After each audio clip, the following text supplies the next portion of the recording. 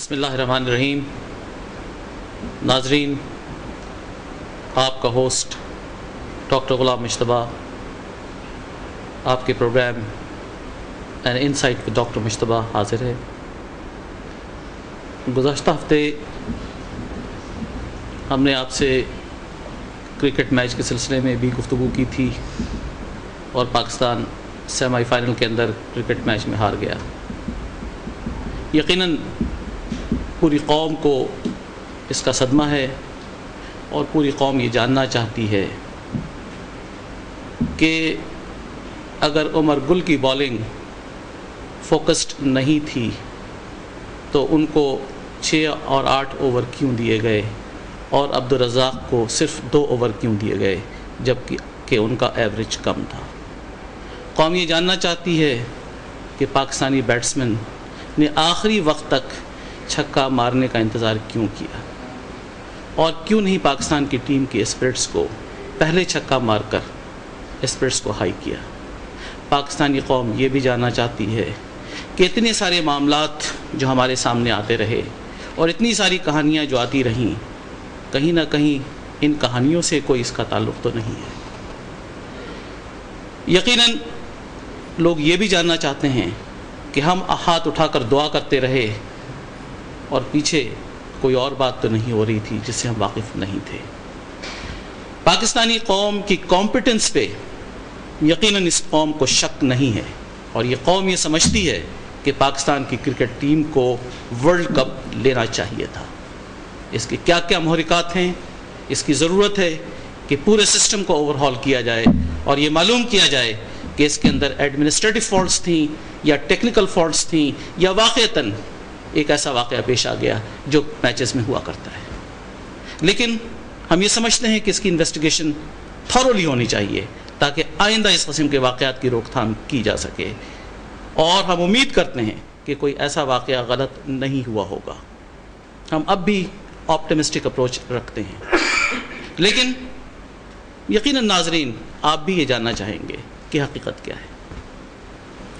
اس کے بعد آج کا دن اور گزشتہ دن وہ دن تھا جب پاکستان کے ایک وزیر اعظم کو تخت سے ہٹا دیا گیا اور ان کو پھانسی کی سزا سنائی گئی۔ وہ ججمنٹ بہت کرٹیسائز ہوتا رہا اوور دی ایئرس، اور یہ بات بھی سامنے آئی کہ یہ ججمنٹ ایسی تھی جو 4-3 پہ بیسڈ تھی، اور اس ڈیوائیڈڈ اوپینین کے اندر کہیں نہ کہیں کسی کو انفلوئنس تو نہیں کیا گیا تھا۔ پاکستان پیپلز پارٹی کی آج حکومت ہے۔ آج پاکستان پیپلز پارٹی کیا اس لیگیسی کو لے کر چل رہی ہے جو لیگیسی پاکستان پیپلز پارٹی کے بانی ذوالفقار علی بھٹو صاحب نے قوم کو دی یا اس پارٹی کو دی؟ پاکستان پیپلز پارٹی کی اس حکومت کے اندر پاکستان کا 1973 کانسٹیٹیوشن دیا گیا۔ پاکستان کی اس حکومت نے پاکستان کو نیوکلیئر ٹیکنالوجی کی طرف اس راستے پہ لگایا اور پاکستان ایک نیوکلیئر اسٹیٹ بنا۔ پاکستان کے اندر اسلامک لاز کی فالوئنگ کرتے ہوئے ذوالفقار علی بھٹو صاحب نے جمعے کی چھٹی کی۔ بھٹو صاحب پہ جہاں بہت کچھ کرٹیسائز کیا جاتا ہے وہاں بہت سی اچھی باتیں بھی ذوالفقار علی بھٹو سے موسوم ہیں، اور یقیناً یہ وہ اچھی باتیں ہیں جو ہماری نظروں میں ہیں اور پاکستانی عوام اس کو قدر کی نگاہ سے دیکھتی ہے۔ اب آیا اس کیس کو دوبارہ ری اوپن ہونا چاہیے یا نہیں ہونا چاہیے، یہ صدر پاکستان کا اختیار تھا اور صدر پاکستان نے اس سلسلے میں سپریم کورٹ سے رجوع کیا ہے۔ پاکستان پیپلز پارٹی کی حکومت چاہتی ہے کہ وہ جو کچھ ہوا بھٹو صاحب کے ساتھ اس کے اندر زیادتی ہوئی اور اس کی تصحیح کی ضرورت ہے۔ لیکن ایک بات ناظرین میں آپ کو بتاتا چلوں کہ گزشتہ سال میں ڈھاکہ گیا، بنگلہ دیش کے ٹرپ پہ ڈھاکہ ایئرپورٹ کا چیف میرا کیڈٹ کالج کا ایک جونیئر کولیگ تھا۔ اس نے مجھے ایئرپورٹ پہ جہاز پہ ریسیو کیا، اور جب میں جہاز سے باہر نکلا تو اس ایئرپورٹ کا نام بنگلہ بندھو ایئرپورٹ تھا۔ میں نے اس سے پوچھا کہ یہ تم نے اپنے بانی قوم کے نام پر اس ایئرپورٹ کا نام رکھا ہے؟ اس نے کہا مجتبیٰ بھائی ایسا نہیں ہے، اس سے پہلے جب BNP کی حکومت تھی تو اس کا نام جنرل ضیاء الرحمان ایئرپورٹ تھا اور آج بنگلہ بندھو ایئرپورٹ ہے۔ تو جب عوامی لیگ کی گورنمنٹ آتی ہے تو یہ بنگلہ بندھو ایئرپورٹ بن جاتا ہے، اور جب BNP کی گورنمنٹ آتی ہے تو جنرل ضیاء الرحمان ایئرپورٹ بن جاتا ہے۔ کہیں ایسا تو نہیں کہ ہمارے اسلام آباد ایئرپورٹ کے ساتھ بھی ایسی ہی کہانی ہے کہ کبھی وہ لیاقت علی خان ایئرپورٹ بن جاتا ہے اور کبھی بے نظیر بھٹو ایئرپورٹ بن جاتا ہے۔ یقیناً پاکستان کے لیے قربانی ہمارے پہلے وزیر اعظم لیاقت علی خان کی آج تک ہماری نظروں کے سامنے ہے اور ہم اس کی قدر کرتے ہیں، اور یقیناً محترمہ بے نظیر بھٹو نے بھی اسی جگہ پر لیاقت باغ پہ قربانی دی تھی۔ لیکن اس کا مطلب یہ نہیں کہ ہم ایئرپورٹس اور لیاقت باغ کے ناموں کو تبدیل کریں۔ ہم یہ سمجھتے ہیں کہ قوم کی ایک لیگیسی، قوم کے سٹینڈرڈز کو مینٹین ہونا چاہیے۔ قوم کے سٹینڈرڈز اس طرح ڈیویٹ نہیں کیا کرتے۔ قوم اپنے ان بانڈز کو مضبوطی سے تھامے رکھتی ہے جو قوم کی کلچر اور ہسٹری کا حصہ بنتی ہے۔ ناظرین، اس کے بعد ایک بات اور آپ کی نظر میں لاؤں۔ پنجاب کے اندر ینگ ڈاکٹرز کی اسٹرائک ہو رہی ہے۔ پنجاب کے اندر پورا ہیلتھ کیئر سسٹم کولیپسڈ ہے۔ حکومت اپنی جگہ بیٹھی ہوئی ہے کہ وہ ان اسٹرائکس کو تسلیم نہیں کرے گی، اور ڈاکٹرز یہ سمجھتے ہیں کہ وہ اسٹرائکس ان کی جسٹیفائڈ ہیں، چونکہ گرانی اور مہنگائی اتنی زیادہ ہو چکی ہے کہ ان کی تنخواہوں کو بڑھنا چاہیے۔ اور آج مجھے یہ رپورٹ بھی ملی کہ سندھ کے اندر بھی اور بالخصوص جناح ہاسپٹل کے اندر ڈاکٹرز نے کمپلیٹ اسٹرائک کر دی ہے۔ ہم اس پوری صورتحال میں کس ڈائریکشن میں جا رہے ہیں؟ ہم نے اپنا ڈائریکشن، اپنا روڈ میپ بحیثیت قوم کیا اسٹیبلش کیا ہے؟ ہمیں اس بات کو سمجھنے کی ضرورت ہے، اور اس بات کو سمجھنے سے پہلے ہمیں یہ جاننے کی ضرورت ہے کہ اس سے پہلے گزشتہ دور میں ہم کیا کچھ کرتے رہے اور کیا کچھ ہم نے نہیں کیا۔ اس دور کا آج کے دور میں سامنے رکھتے ہوئے اس تناظر میں ہم ڈسکشن کریں گے، اور آج ہم یہ ڈسکس کریں گے کہ اس دور میں جس وقت ہم طالب علم تھے، 1970 کا زمانہ، جب ہم کراچی یونیورسٹی کے کیمپس کے اندر طالب علم تھے، اور آج کراچی یونیورسٹی کیمپس، آج کا پنجاب یونیورسٹی کیمپس، آج کا پشاور یونیورسٹی کیمپس، ان کیمپسز کا کلچر کیا ہے اور اس وقت کلچر کیا تھا؟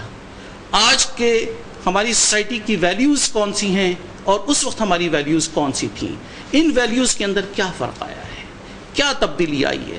آیا ہم ترقی کی طرف جا رہے ہیں یا تنزلی کی طرف جا رہے ہیں؟ چنانچہ آج شریک گفتگو ہیں ہمارے ساتھ 1976 کی بی فارم کی کلاس کراچی یونیورسٹی کی، ماں سوائے ایک اینالسٹ جو ہم نے یہاں ایڈ کیا ہے جو 1950s کے ہیں، اور وہ اپنے دور کی بات بھی ہمیں بتائیں گے، اور ہم یہ موازنہ کریں گے کہ 50s 70s اور 2011 کے اندر کیا فرق آیا ہے۔ سب سے پہلے ہمارے مہمان میرے رائٹ پر جناب اعجاز حیدر فاروقی صاحب ہیں۔ آپ پاکستان فارماکون لمیٹڈ کے CEO ہیں اور 1976 class of pharmacy Karachi university کو بلانگ کرتے ہیں۔ میں آپ کو ویلکم کرتا ہوں اس پروگرام میں۔ اس کے بعد ہمارے دوسرے مہمان ہیں شکیل شریف صاحب۔ آپ بھی ایک اپنا بزنس کر رہے ہیں اور CEO ہیں اپنی فرم کے، اور آپ بھی 1976 کلاس کو بلانگ کرتے ہیں۔ میں آپ کو ویلکم کرتا ہوں اس پروگرام کے اندر۔ اس کے بعد ہمارے ساتھ شریک گفتگو ہیں لیفٹیننٹ کرنل ریٹائرڈ ایم ظفر صاحب، پاکستان آرمی۔ آپ اس پروگرام میں اینالسٹ کی حیثیت سے اور 1950s کی کلاس FC کالج کو بلانگ کرتے ہیں۔ میں آپ کو بھی ویلکم کرتا ہوں۔ اس کے بعد ہمارے کلاس فیلو 1976 کی فارمیسی کلاس کے انصار حسین صاحب ہیں۔ آپ بھی اپنا نجی بزنس اور کاروبار کراچی میں کرتے ہیں۔ میں آپ کو بھی ویلکم کرتا ہوں اس پروگرام کے اندر۔ اس کے بعد 1976 کی کلاس کراچی یونیورسٹی سے بلانگ کرتے ہیں ہمارے دوست اور بزنس مین جناب عزیز ستار صاحب۔ میں آپ کو بھی ویلکم کرتا ہوں اس پروگرام کے اندر۔ اس کے بعد ہمارے ساتھ شریک گفتگو ہیں جناب سید اصغر عباس جعفری صاحب۔ آپ کینیڈا میں سیٹلڈ ہیں، اس سے پہلے سعودی عرب میں ملازمت کرتے رہے، اور اسی کلاس کو بلانگ کرتے ہیں کراچی یونیورسٹی کے، اور اس وقت پاکستان آئے ہوئے ہیں۔ میں آپ کو ویلکم کرتا ہوں اس پروگرام کے اندر۔ اس کے بعد اسی دور کے ہمارے ایک اور ساتھی جامعہ کراچی کے جناب عثمان غنی صاحب، جس وقت پاکستان کی ایک اچھی فرم کو ریپرزینٹ کرتے ہیں، اور ہمارے ساتھ شریک گفتگو ہیں، میں آپ کو بھی ویلکم کرتا ہوں اس پروگرام کے اندر۔ اس کے بعد ہمارے بڑے ایڈورٹائزمنٹ کے بزنس کے اندر مشہور ساتھی اور بڑے ایکٹیو اس دور کے، پولیٹیکلی سوشلی ہر اعتبار سے اس وقت ہمارے ساتھ شریک گفتگو ہیں سہیل سعید صاحب، اور آپ بھی اپنا نجی کاروبار کراچی میں کرتے ہیں، میں آپ کو بھی ویلکم کرتا ہوں اس پروگرام کے اندر۔ اس کے بعد ہمارے ساتھ شریک گفتگو ہیں ہمارے ایک اور ساتھی جنہوں نے ایک طویل عرصہ سعودی عرب میں گزارا اور اس وقت پاکستان میں سیٹلڈ ہیں، جناب جاوید نہال صاحب، میں آپ کو ویلکم کرتا ہوں اس پروگرام کے اندر۔ ناظرین، اس کے بعد میں اس ڈسکشن کو اوپن کرتا ہوں اپنے مہمانوں کے لیے، اور سب سے پہلا سوال میں اپنے بڑے ہی پولیٹیکلی اور سوشلی ایکٹیو ساتھی جنہوں نے بڑا کنٹریبیوٹ کیا کراچی یونیورسٹی کے اندر as a student leader, as an active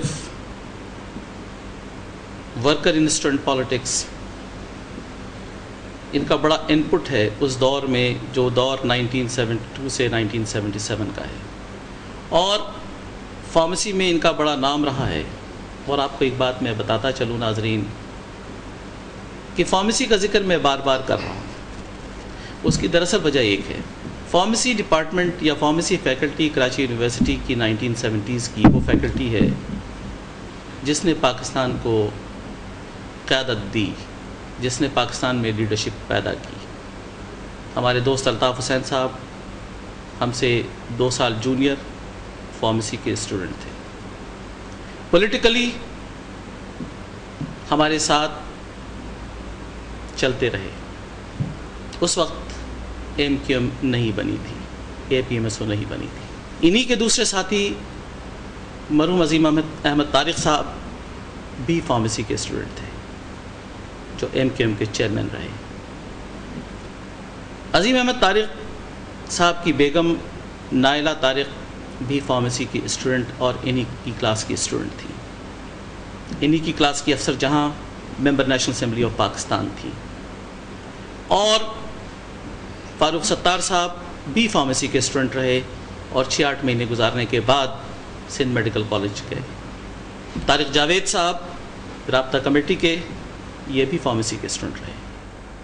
صوبائی ہیلتھ منسٹر جاوید اختر صاحب بھی فارمیسی کے اسٹوڈنٹ رہے، اور یقیناً ہم میں سے بھی کچھ لوگ کہیں نہ کہیں کابینہ میں، جس میں میں بھی شامل رہا ہوں، تو ہماری ایک تاریخ ہے۔ اس کے پیچھے یقیناً ایک راز بھی ہے ناظرین، اور یہ راز آج تک کسی نے کیمرے پہ آ کر نہیں فاش کیا، کسی نے یہ بتانے کی کوشش نہیں کی کہ فارمیسی کے اتنے سارے اسٹوڈنٹس منسٹرز بنتے رہے، لیڈرشپ لیتے رہے، اس کی وجہ کیا تھی؟ کیوں نہیں پولیٹیکل سائنس کے اسٹوڈنٹس آگے آتے رہے اس دور کے؟ کیوں نہیں کیمسٹری ڈپارٹمنٹ کے اسٹوڈنٹس آتے رہے؟ کیوں نہیں میتھمیٹکس ڈپارٹمنٹ کے اسٹوڈنٹ آتے رہے؟ Why pharmacy? What was there in pharmacy that made them to become leaders of the nation؟ آئیے اس پر میں آپ سے پہلے ایک چھوٹی سی گفتگو کروں اور بڑی مختصر۔ فارمیسی میں وہ لڑکے گئے اس دور کے جن کو میڈیکل کالج میں داخلہ نہیں ملا، اور یہ وہ لوگ تھے اس دور میں جس وقت پاکستان پیپلز پارٹی اور بھٹو صاحب کی حکومت تھی، اور یہ وہ دور تھا جب کراچی کے لوگ یہ محسوس کرتے تھے کہ کہیں نہ کہیں کوٹا سسٹم ان کو ڈیمیج کر رہا ہے۔ میں اپنی مثال دیتا ہوں ناظرین، میں نے انٹرمیڈیٹ جامعہ ملیہ کالج سے کیا اور 590 مارکس اسکور کیے، 595 پہ فرسٹ کلاس ہوتی تھی، اور جتنے لوگوں نے فرسٹ کلاس حاصل کی ان سب کا میڈیکل کالج میں داخلہ ہو گیا۔ سندھ میڈیکل کالج ہمارے دور میں اس کا پہلا سیشن سٹارٹ ہوا، اور میرے ساتھ پڑھنے والا لڑکا جس نے 450 مارکس لیے اور کراچی رورل میں رہتا تھا، وہ سندھ میڈیکل کالج کا اسٹوڈنٹ ہو گیا، اور میں نے اس سے 150 نمبر زیادہ اسکور کیے اور میں میڈیکل کالج نہیں پہنچ سکا۔ یہ فرسٹریشن صرف میرے اندر نہیں تھی، یہ فرسٹریشن کراچی کے طلباء کے اندر عام طور سے اس دور میں پائی جاتی تھی۔ اس کے بعد ناظرین ہم ایک چھوٹا سا بریک لیں گے اور دوبارہ کنٹینیو کریں گے اس پروگرام کو.